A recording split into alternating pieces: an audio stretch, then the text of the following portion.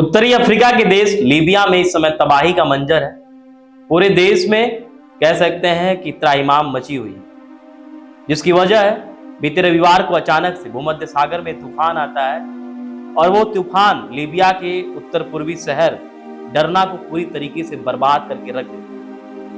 अब तक करीब 1500 से अधिक लोगों के मारे जाने की आशंका है और सरकार जो दावा कर रही है वो ये है कि हो सकता है ये मौत का आंकड़ा 5000 से ऊपर करीब 53-5400 भी हो सकता है और वहीं 10,000 से अधिक लोग इस तबाही के बाद, इस तूफान के बाद गायब हैं। जानकारी के लिए आपको बता दें कि जो लीबिया शहर है वहां पे जो सरकारी तंत्र है, जो सरकारी महकमा है, वो पूरी तरीके से विफल है।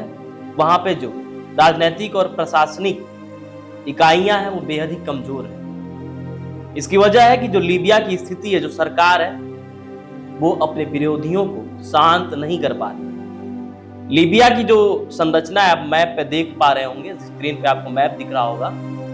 इसके उत्तर में भूमध्य सागर, इसके ईस्ट में पूर्व में मिस्र देश है और जो डरना की स्थिति है जहां पे तूफान आया है वो भूमध्य सागर और मिस्र के बीच एक पहाड़ी इलाका पड़ता है, डरना शहर वहीं पे स्थित है। मतलब मिस्र जो देश है उसका सीमा डरना से लगता है। डरना की जो स्थिति है वो पहाड़ों पे बसा हुआ शहर। जब अचानक से भूमध्य सागर में डैनियल तूफान आता है, जिसको हम मेडिकेन तूफान के नाम से भी जानते हैं, तो जो अचानक से स्थिति ऐसी होती है कि ये थोड़ा सा पहाड़ी पे बसे होने के कारण तूफान, समुद्र भूमध्य सागर में तूफान आना शुरू होता है। उसके बाद जो पहाड़ी हिस्से होते हैं, जो डरना शहर पहाड़ों पे बसा हुआ है, तूफान का जो रफ्तार रहता है, जो वेग रहता है, वो बेहद ही तेज होता है और जो पहाड़ी रहती है टूट टूट कर पूरे डरना में कह सकते हैं कि भूस्खलन हो जाता है, पहाड़ी टूटने लगती है और देखते ही देखते जो तूफान रहता है वो डरना शहर को मलबे में तब्दील कर देता है। स्थिति ये है कि पूरा डरना शहर बेहद ही कह सकते हैं कि खौफनाक दौर से गुजर रहा है। हर तरफ गाद है, कीचड़ है, पानी का तो कहीं कहीं पानी देखने को मिल रहा है, लेकिन जब पहाड़ और जो भी चीज है, मिट्टी, सब अपशिष्ट पदार्थ गाद के रूप में तब्दील हो चुके हैं, जिसकी वजह से अब कीचड़ ही कीचड़ हो चुका है। बीते रविवार को मध्य रात्रि में अचानक से भूमध्य सागर में जलवायु परिवर्तन होता है, तूफान आता है, जिसके बाद पूरा डरना आज बेहद ही खौफनाक मंजर से गुजर रहा है। स्थिति यह है कि लीबिया की जो सरकार है वो भी कुछ बोलने से कतरा रही है। जो लीबिया सरकार का मौसम विभाग है वो कह रहा है कि 48 घंटे 72 घंटे पहले ही हमने वहां के लोगों के लिए एडवाइजरी जारी कर दी थी कि कभी भी तूफान आ सकता है, आप लोग सुरक्षित स्थान पर चले जाइए। लेकिन यहाँ के नागरिक, कुछ लोग उस बात को माने, लेकिन काफी लोग उसको नजरअंदाज किए और स्थिति ये है कि इस समय के सबसे बड़े तूफान, सबसे बड़े तबाही के दौर से लीबिया का डरना शहर गुजर रहा है। International federation of red cross की जो रिपोर्ट है वो भी बता रही है कि लीबिया के डरना में जो स्थिति है वो बेहद ही चिंताजनक है। असल में ऐसा इसलिए होता है कि समय समय पर जलवायु परिवर्तन होता है। वैसा ही जलवायु परिवर्तन भूमध्य सागर में हुआ और स्थिति ये हुई कि लीबिया का डरना शहर पूरी तरीके से मलबे में तब्दील हो गया। जानकारी के लिए आपको बता दें कि जो लीबिया की सरकार है, जो वहां की स्थिति है, वो बेहद ही गंभीर है, बेहद ही चिंतास्पद है।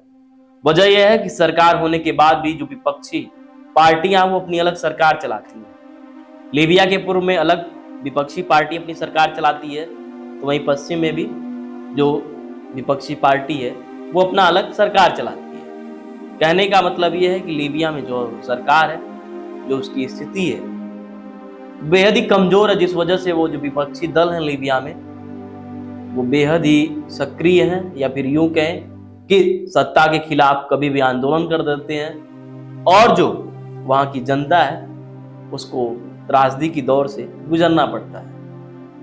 जो लीबिया की स्थिति है आप स्क्रीन पर देख पा रहे होंगे इसके उत्तर में भूमध्य सागर है, इसके पूर्व में मिस्र देश है, उसके नीचे सूडान पड़ता है पूर्व दक्षिण में, इसके दक्षिण में चाड है, नाइजर है, और इसके पश्चिम में अल्जीरिया पड़ता है, और इसके उत्तर पूर्व में ट्यूनीसिया से